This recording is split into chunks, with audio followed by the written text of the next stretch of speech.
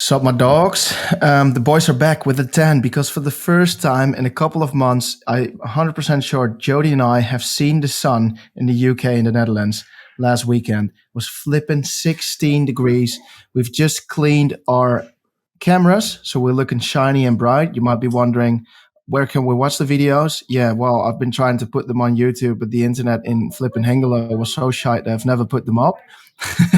But now in Amsterdam, it's quick, Joe. It's quick.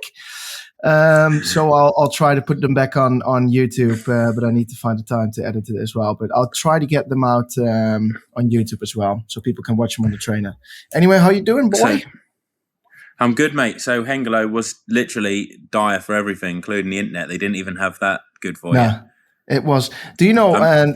They put internet, like how fast your internet is, in mbits per second, don't they? Yeah. It was less than 10. Wow, that is shocking. Yeah. The weather has actually turned a bit, hasn't it? 16, 17 degrees, and it actually feels bloody hot because the winter has been so bad, hasn't it? In the spring, like that is literally like the hottest we've had this year, isn't it? It's I know, dire. but it's literally right now when it's 15 or 14 degrees and sunny, everyone's like, "Holy shit, what's going on?" You know, the world is a better place now, and whereas normally you'd be like, May, 14 degrees, what's going on? Yeah, totally. I was out in shorts and t-shirt. It's only been 16 degrees. Like normally it'd be cold in that temperature, but I've been like soaking it all up. You've been out on the bike and you're getting the sun miles in, I saw. I have. I do think with such a depressing winter, you start to appreciate the little things in life a little bit more, don't you? What, like waffles, Stroop waffles, stuff like that? Like Stroop waffles and the 14 degrees sunny days. Have you got any highs and lows this week? Got like thing with Colin Chartier and stuff, but then a lot of rumours and stuff, and it makes you kind of question what other people in the sport are doing. And I would say that you kind of now, it seems like at the moment, people racing and people's performances are kind of getting called into question. I've heard a lot of like rumours this week. Obviously, you don't really want to go into them because you don't know if they're true or not. But like, if they are true, then it doesn't sound too good for the sport. But who knows?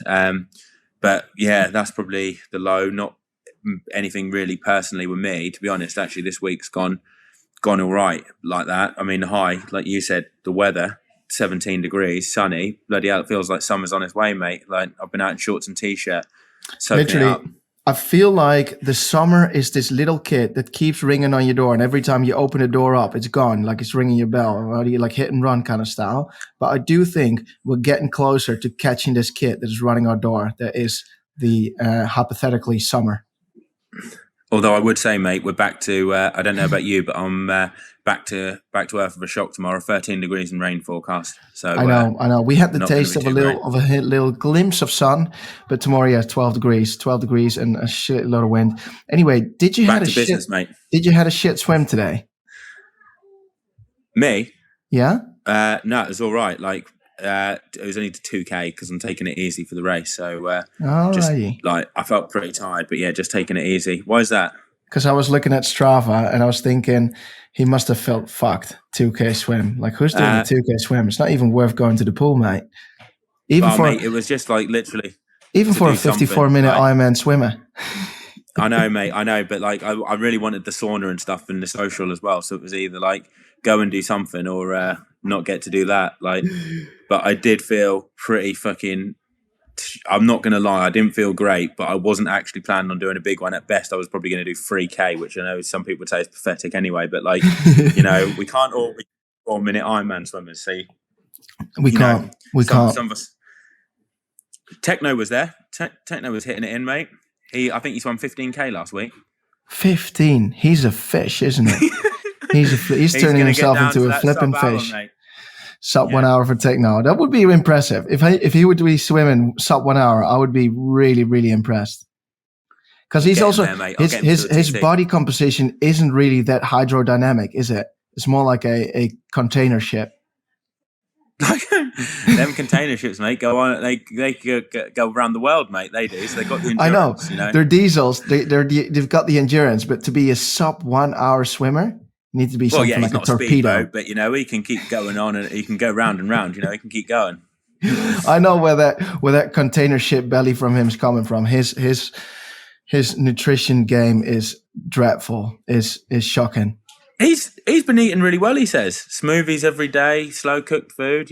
He's Mate, been, I've seen him on on multiple training camps, and he is always snacking the cookies and the Coke. Literally at 6, 7 a.m., he wakes up with a glass of Coke and stuff like that. And I say to him, remember when he was like, I will never forget this. This was so fucking weird. So we were sitting in the living room chilling, and all of a sudden he was saying to Thomas, can I have something of your sports nutrition?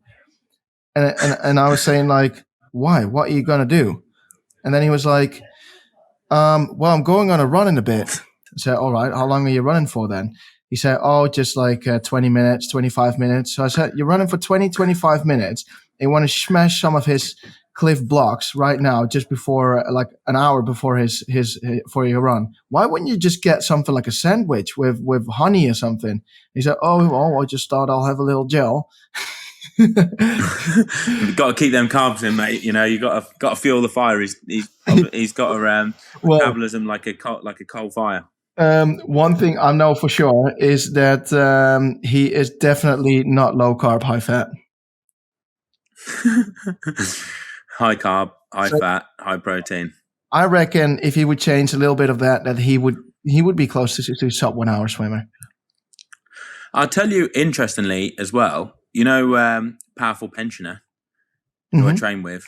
Yeah. He, for the listeners, some of you might have come across him. He actually won his age group in Ibiza. So he's raced the ITU World Long Distance Duathlon Champs. Won it. He won it on the bike. And do you want to know something even more fucking impressive? What I looked at. So I looked at the age group results for the bike splits. He was only 40 seconds off the fastest age group of bike. Then I looked at the pro race, which Mario Mola won. His bike was only 25 seconds slower than Mario Mola's bike split on the same course. Powerful pensioner. Riding a road bike, same as them. Same rules, draft legal. And he said he did it by himself because he was behind on the bike, started at the end of the first run, biked through everyone, dropped them. And he actually outbiked at least 2 or 3, I saw, men that were in the elite men.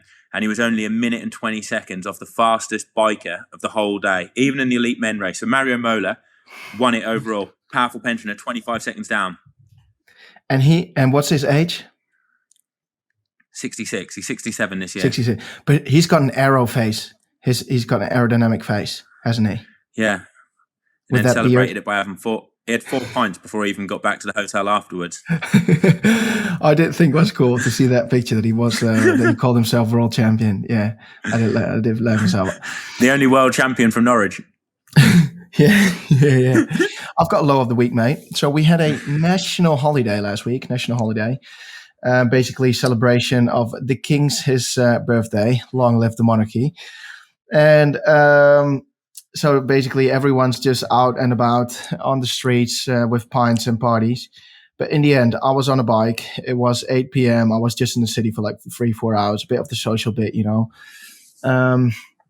Lifestyle athlete. Keep that part high. In there, I've been shaking my hips with the ladies and the males, when I was going out, I was there, I was present, celebrating on the king. And then all of a sudden was riding my bike across the street, and all of a sudden 2 of these absolute skanky people were crossing the streets, and they didn't look over their shoulders. Boom.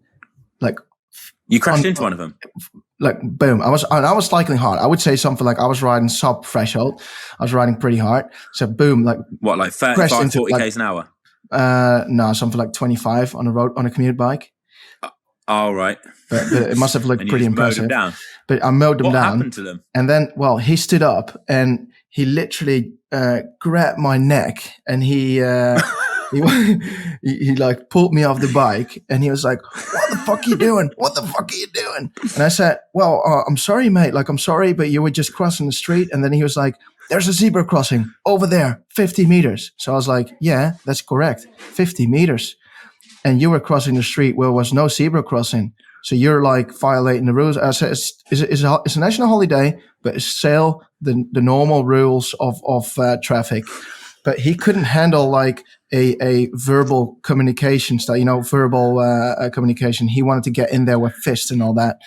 But then his girl or wife, whatever, she threw this glass of Red Bull and vodka right in my face. And I was like, shit, Really? people there. She threw it at you?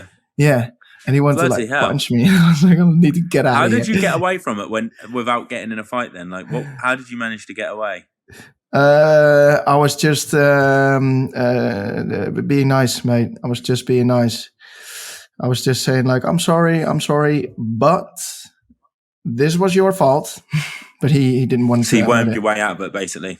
A little bit, yeah. But I was pretty quick. I was shitting like 17 collars, mate. Anyway, high of the week.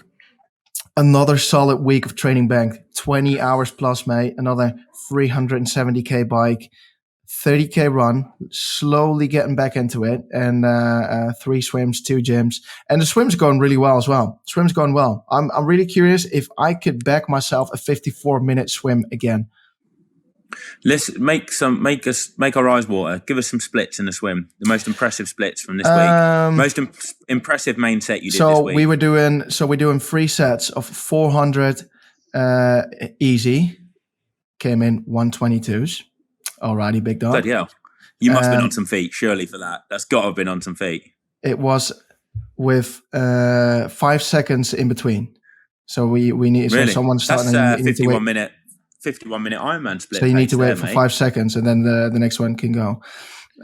So 400, we were swimming 120s, 122s. Then 15 seconds rest, 300s a bit faster.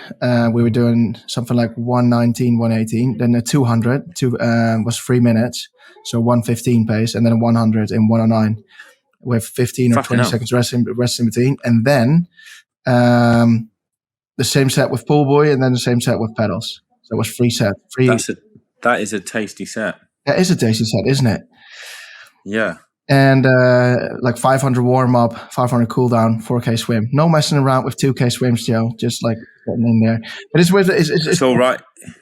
But I'm really surprised by that because since September till now, I've only been swimming twice a week, sometimes even 1 time a week. This is the first week that I've been swimming 3 times a week.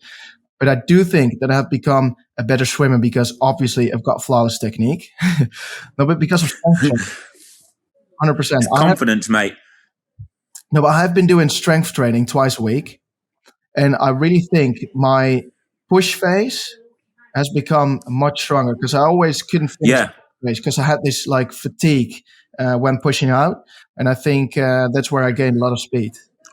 I think that's half the problem with a lot of people that get into swimming and doing triathlon, that their upper body's actually really weak. And I found that when I started doing more upper body gym stuff and weights, my swimming improved so much, way more than doing more swimming.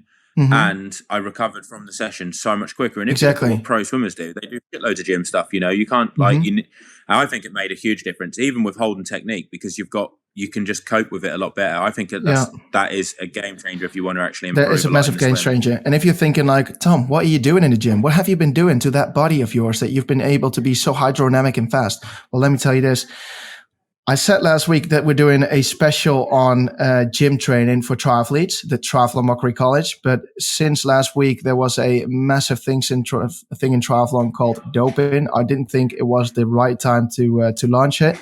So this Wednesday, we'll launch the series of strength training for triathletes. And literally, we'll go in I will do this one with a PhD in while she finished her PhD in strength training for triathletes, about why should you be doing strength training as a triathlete, why is it beneficial, and also how should you periodize it, etc., etc. But anyway, I think that made a massive difference for me. And now I'm ramping up the volume, and then hopefully I can back a 54-minute swim back to back. Yeah, that'd be good. I think you could go quicker than that as well. Well, hopefully one day. But first, let me do a 54 again before I'll get like the talk. First, talk the talk. So what's next then? Main subject of the week. What we races coming up? PTO race this weekend. PTO race. There's the biggest race, one of the biggest races of the year in Ibiza this weekend. classic distance of the PTO race, shitload of money on the line, being televised on Eurosports, which is a good thing for the sport. What do you think? You were invited. You're canceling that race. You're doing ITU long distance the next day because of the distance is going to suit you a bit more. But no, I'm not. I'm not racing anymore. What do you mean? I'm moving house, so I'm unfortunately not going to be able to make it. Alrighty. What do you with all shits and giggles? What do you think of the? So you're referring to Sam Laidlow that said, can't race PTO race this weekend, and then he did a podcast I think earlier today, with his reasoning why. What were your thoughts? If I was one of the favourites for 100k. I would not be, plus bonuses and stuff from sponsors, obviously going to be a decent payout, probably you're talking minimum 150k I would have thought. If you win, there's no way I would be missing out on potentially that and, getting a really good result. For moving house, I would pay some removals people to do it. He said moving house and personal circumstances. And personal circumstances. I mean, with obviously the Colin thing coming up about him doping and everyone chucking out rumours and suspicion and people thinking that there's huge amounts of doping in triathlon. Like, I've heard a lot of rumours and stuff.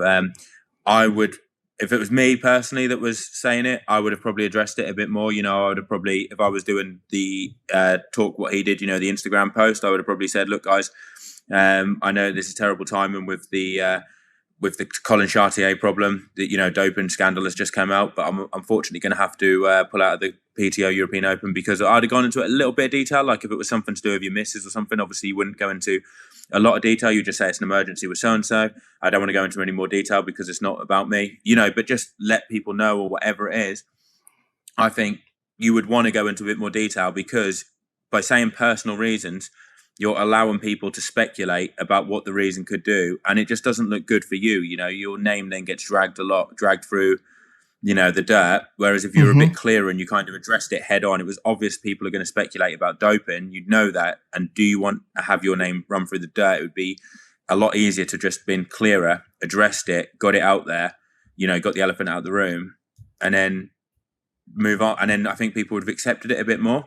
But I don't think was too clear, to be honest, and it kind of allows for a lot of speculation. Yeah, I do want to say that it's not up to us or anyone else to call someone a doper or suspect someone. Everyone is innocent until proven otherwise with a test. But I do agree that given the the nowadays circumstances, what happened last week, that you do want to give it a little bit more reasoning. And yes, of course, you don't owe anyone an apology, or you don't owe anyone a clarification or a reasoning. But then, of course, that's it is in the end a small world. You don't have to, but that's people are going to speculate. That is what it is. It's like if you don't want people to speculate, if you don't want people to speculate, then you want to go into a bit more detail. Do you know what I mean? Like, yeah. But what is he like? I honestly, I don't believe he's going to move house. Is there any top professional that is moving house? I mean, with the appearance fee of Ibiza, you can literally pay a company to do it, don't you? You're not going to carry the boxes. You're one of the best in the world. Like what you? I've been a fan of Sam since day one. I've been interviewing him back in St. George when everyone found him a dick, or when he was a nobody. And I thought I don't think so, because he's got different perspective on things. But I do think that this situation has been media-wise handled a bit unprofessional, definitely. And also that he's focusing on Kona. He's saying, but fuck, man, if I had his swim, his bike, and his run, I would go to the Ibiza. If I had his skills, yes, jealousy. I wished I would have had it, because I would have go there and just made, even when he has a shit day, he's probably in the mix of the top 10 and getting a shitload of money and media attention. Is on flipping Eurosports. I need to hold myself out on Instagram to get some media attention. But in the end, it's all speculation, and hopefully his personal reasoning aren't anything. Will we see any more big names that are going to pull out, do you think? With regard, like just pulling out because of injuries and all that, you mean? Well, or yeah, and just like, just pulling out before the race. I mean, who knows? Like, Well, what reason do you think there'll be? I don't hope so. I don't hope so that people are pulling out. I mean, it's the first race ever where you've got 4 gold Olympic medalists on the start line on the men's side, and maybe even stacked field on same stacked field on like the women's side. Yeah, of course, I don't hope that many big names are going to drop out. But things I don't know. It's already Monday. Yeah, right? Hopefully not. But yeah, like you said, I'm racing anyway the following day. So in the ITU World Long Distance Champs, distance suits me a lot better, really, to be honest. And it's a distance. I actually find this is actually my favourite distance. Actually, looking at Ironman, half Ironman, and this, I raced this once before in Sweden. And for anyone who doesn't know, it's a free swim, 120k bike, and a 30k run. And it feels like you race it at the intensity you do a half, but you kind of keep it going for that little bit longer. I think the race takes about just under 6 hours, something like that from what I remember before. Yeah, it must have been, about 6 hours, 5.5 hours, something like that. So a decent amount of time, but you can recover a lot quicker from an Ironman doing this distance. And it's quite fun. I really enjoyed it. So looking forward to it. It's got some people that are actually down to race the day before and this. So potentially 2 people doing like a stage race out of it. Who's going to do the stage race? So the double or nothing? I don't know if they're definitely going to do it, but I know Cat Matthews has entered in both. Christian Hogenhaug's entered in both. I think there's a couple more men that are entered in both, which would be interesting. The PTO's the day before. Do you think Cat Matthews with her that she could do both and do well in both? But yeah, probably. I think she probably could. I think she could go all in for the PTO. She'd be fairly up there, and I think she could do well next day. I think that the thing what would define it would be how battered your legs get from the run. And how, some days that you can do a hard run, the next day you still feel good. But it would be a bit of a fluke as to whether or not you could pull it off. I think. But you at least wanted to do good in the first PTO race. Yeah, you'd go all in for the first one, and then you would just have to hope for the best in the second. Do you know I've got a picture above my bed of Cat Matthews? Yeah, I bet you've got a few other pictures above your bed as well. Right? No, it's because she had that accident last year in just before Kona in Texas. Yeah, and she couldn't train at all, and then she won Ironman Texas last weekend. So I was like, wait, you took the wrong turn. She took the right one, and she fucking won that race. So I took your picture off the wall. I was thinking like, she was in the gutter and she got back on the horse and fucking smashed it. So that's for me is the motivation to see that anything is possible, and it's me that haven't been training a lot, but now I'm trying to get back on the horse, and I know there could be something in the future, So do you think Mark Matthews would be a bit pissed if he knows I've got that picture above my bed? Or yeah, I mean, he can't criticize your taste, can he? Like, But it's for different reasoning. It's for motivational reasoning. So I bet it is. Where I took the wrong turn, mate, I'm riding around with a map on the inside of them bottles. You know them bottles that I've got? I'm printing a little bit of a course map off and putting one on the left, one on the right. Yeah. So I can see so I know. Who do you think is the big hitter for the Saturday race, the PTO race? I think Jason West is going to win it. Like, that's who my money's on. I think because his run is probably, his run's insane. If he's off the bike with the Norwegians and Jan, then they'll probably not outrun him with his current form. Yeah, I don't think he'll be off the bike with Jan. I think he'll be off the bike with Christian, though, because I don't think Christian's that much or any stronger than him on the bike. And I feel Jason West's runs that we've seen so far this year are better than what we've seen from the Norwegians in the run. That's going to be What was his fastest run again?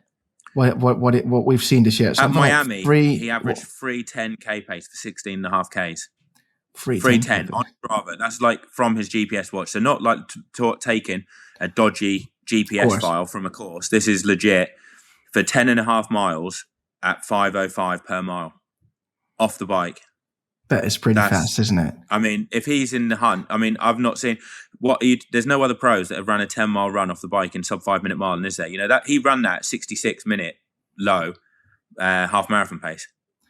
You know, in the heat in Miami. Low 66 half marathon. Literally, with a lot of half marathons, unless there's some Kenyans or Ethiopians on the start line, but like not big races, but you will win half marathon races with that time. Yeah, exactly. And he did 67 at Oceanside, 3 and a bit minutes into Leo Berger. I think the thing with him is it all depends on how his bike is. His bike is literally what it all comes down to. If he's 3 minutes behind starting the run, then he's not going to win, you know, because them guys that are in there are obviously very good as well. You know, I think he could put a minute, 90 seconds into him, but I think he has to be within 90 seconds off the bike. I think Alistair is definitely going to have a good race. Like if looks like he's injury free, his sessions, from what I've seen, what he's posted on Instagram look really good. And I think the PTO distance is the best distance for him. I think the longer the distance goes, the more detrimental it is to his performances. His swim's obviously going to be at the front. He's going to push it hard. The bike course looks quite good. It looks like it's gradually uphill on the way out, gradually downhill back. Yeah, but it's hardly any elevation. No, but like there's quite a few laps, isn't there? So it actually works out. Yeah, it's something. It's two laps, isn't it? Yeah, 2 laps. No, I thought it was 4. It's 4 laps, isn't it? 4? All right, but it's 2. I thought it was 4. I just saw a Strava file today of Frederick Funk. Absolutely, he was riding crazy fast though. 46 k's an hour or 45.5 k's an hour of 335 watts. It's pretty good going with non-closed roads. 200. And how much elevation? 250 meters. In how much distance? 45 k's.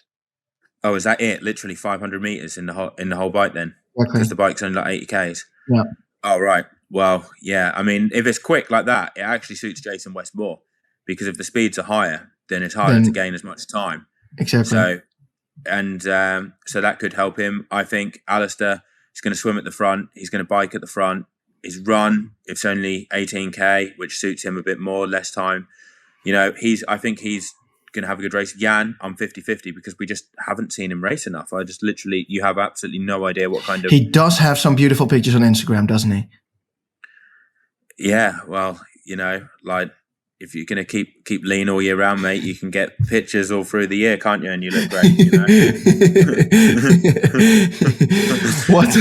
All right, on the women's side, who do you reckon is... The women's side, Tamara Jewett has got my money's on. She had a flippin' fast run earlier this year as well, didn't she? Something like top 5, including the men.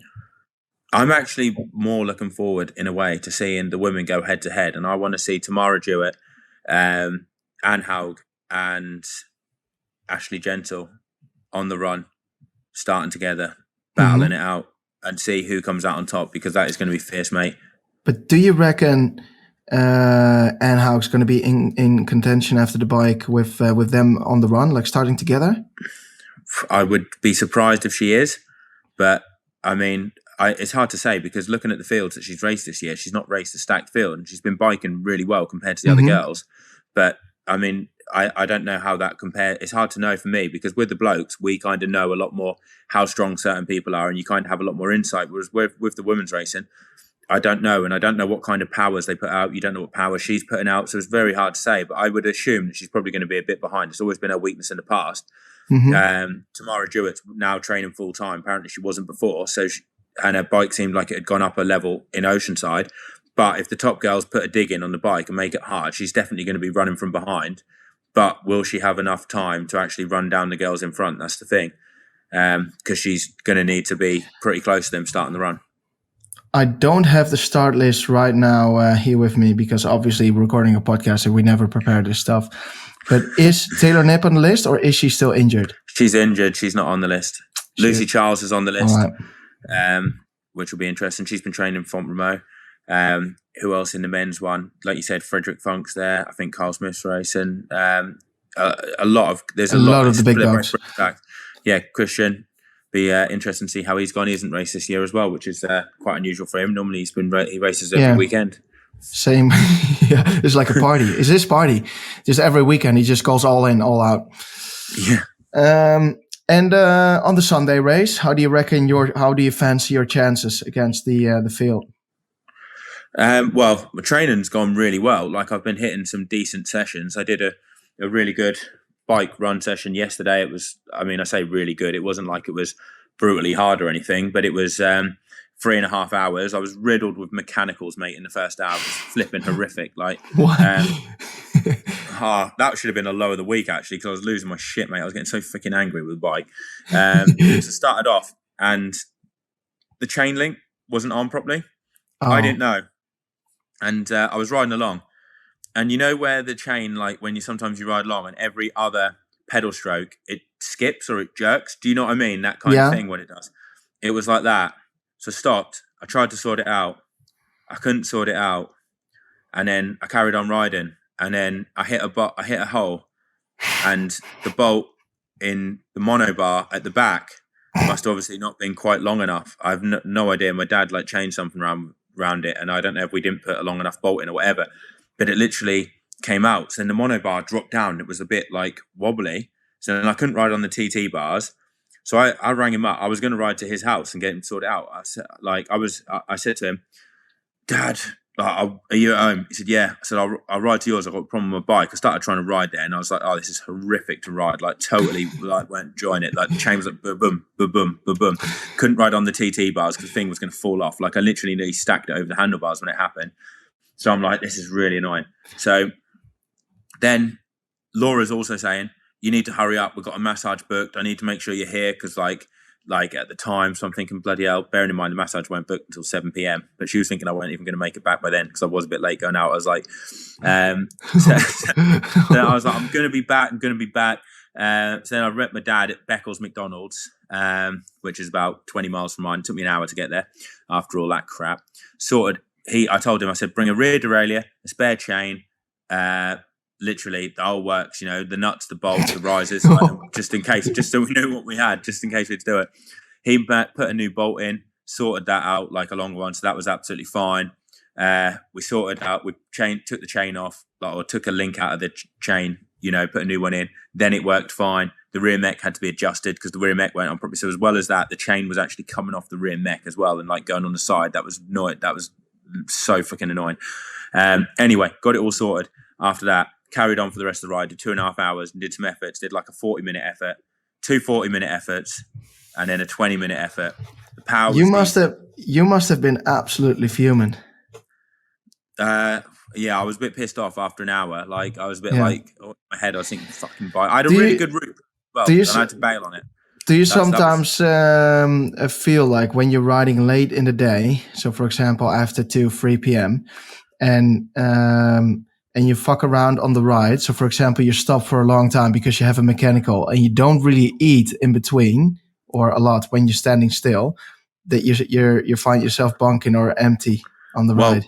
Where I met him at the McDonald's, there was a Starbucks there, and I ended up getting a toasted ham and cheese sandwich while I was like sorting it out and that. So I was like, he's on the Techno nutrition plan. On that, I had a shitload of gels and stuff as well with me anyway. But yeah, I had the nice cheese and ham sandwich. That was only an hour into the ride as well, so I was like well fueled because I had something before I came out. But like after that, the power was decent. Like it was about 330 watts for the longer efforts and 350 something for the 20. But I timed the 20, so it finished like 10 minutes before I got home. Like 5-10 minutes, literally as close to the town as I could. We all want to know, did Laura make the massage? Did she make it? Yeah, she did make it. The guy comes to our house with loads of time. I got back, went for a run as well, some 12k run off the bike, 4k standard, what we've done before, where you kind of go out for 15 minutes at a reasonable pace and then negative split on the way back. All right. Did that, and there's still 40 minutes left. There's no fear. I told her, I said, look, I'm easily going to be back. Don't worry. Worry about yourself, I'm a champion. I'm an Ironman champion. I'm fit. I'll be back. I'll be back. If it were Tom, I can understand where all the fear is coming from. But I'll be back in time. Do you want to know what was even more annoying when we stopped as well to sort the chain out and everything? I saw a little nip in the sidewall and a bit of the inner tube was sticking out. Ooh. And I was like, fuck, I'm going to have to finish the ride off with this. And I was thinking, if I get a puncture, I'm literally going to have to be taxiing it back. So I was thinking, could you imagine how annoying that would be? So like if you needed to get a taxi an hour later, Yeah. and you weren't even close to home, and you had to wait 40 minutes. Oh my God. But it worked out in the end. I need to change that tire now. That was luckily I saw that and found out all this stuff. I'd have got to Ibiza and my bike would have been going like shit, and I'd have been like, what the hell is going on here? What? Shall we head over to the bullshit buster? You said bullshit you had something. buster. Yeah, I did have something. It's a nutrition related. So is that a good one, do you think, or not? Well, I think it would fit the subject right now, wouldn't it? Because we were talking about Techno's dodgy nutrition plan. It's a collaboration.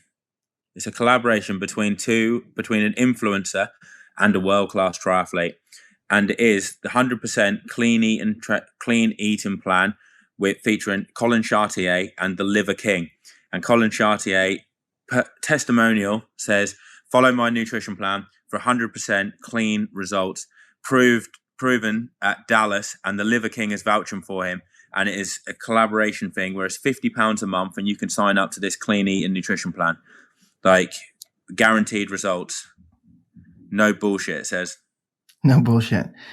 And the Liver King, for the people who do not know, is a very, very, very big muscly guy who eats only liver and that kind of stuff, because he follows a plan that he says we need to live like our ancestors. And he doesn't do steroids or anabolics, right? Yeah, and this is £50 a month. We'll post a link up on our Instagram. They reckon that they won PTO Dallas off it. I'm a Mont Tremblant. It's proven results. No fuss. No messing around. And yeah, high protein diet. So check it out, guys. It could be worth your while,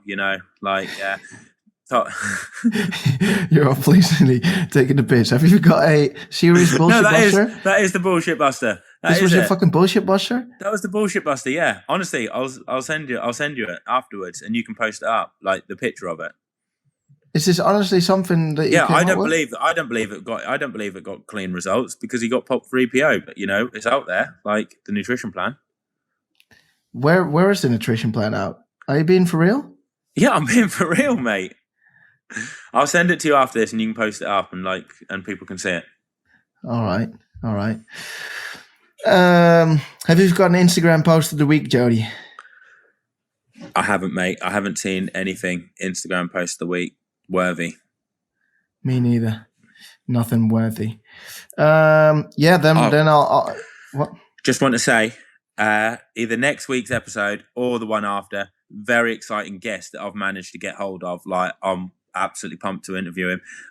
When I told you, Tom, what did you think? This guy, Nick Yaris, he's been in death row for 25 years for a crime he didn't commit. Like, got found innocent. And he's going to be talking about toughness, dealing with dark patches, and battling through. Like, what do you think, Tom? I think it's an awesome guest to learn something about exactly bad patches, because as an Ironman athlete, we've got a lot of bad patches in the race, but in the end, is it really that bad if you compare it to someone that's been to prison for 20 years? 25 years, mate. 8,000 days whilst being non-guilty. How do you say that? Innocent. Yeah, he was innocent. That's the word. And I think, could you imagine the mental toll on that, knowing that you're in there for something you didn't commit, and he thought that he was going to be in there for life. I mean, Jesus, you can only imagine how tough this guy is mentally, I did find it funny, though, that you said, I've got a mysterious guest that I don't want to say about next week in 2 weeks. And then you got this excited puppy, and you just threw his name on the line and the whole story. When did I say I've got a mysterious guest? Before that, when you announced him. Did I? I can't wait to chat to him. I heard him on the podcast, and when I heard him on another podcast, I stopped my ride and I sent him a DM on Instagram. I snuck into his DMs, and he replied back. I wasn't sure if he'd reply. We're using also, when you're listening to this, there will be videos on our Triathlon Mockery YouTube channel with the professionals. So there's 6 professionals, and we want to pick one that we're going to sponsor. And we think it's up to you who you think is inspiring or has a good story or has great banter, to follow them along for a bit in some episodes or sometimes. But we want to sponsor a pro, but we're using the Patreon money for that to sponsor it, but also to get a guest on this we have guy. To pay him. We have to pay him, because without the Patreon money, we couldn't get a guest on like this, and hopefully we can get some more guests on like this as well. I wonder if we can even persuade Nick to do a triathlon. So yeah, if you want to support the show, please head over to our Patreon link in the bio. And when we're starting the training plan, the special about, for example, gym, later on about nutrition and all that, there will be extra episodes about that for the patrons. But obviously, we'll get into that a bit later. Anyway, thanks for listening, dogs, and we'll be seeing you next week. Joedie, good travel to Ibiza. Get the party pants on, mate. I will, mate. Twerking on the dance floor. All right, see ya.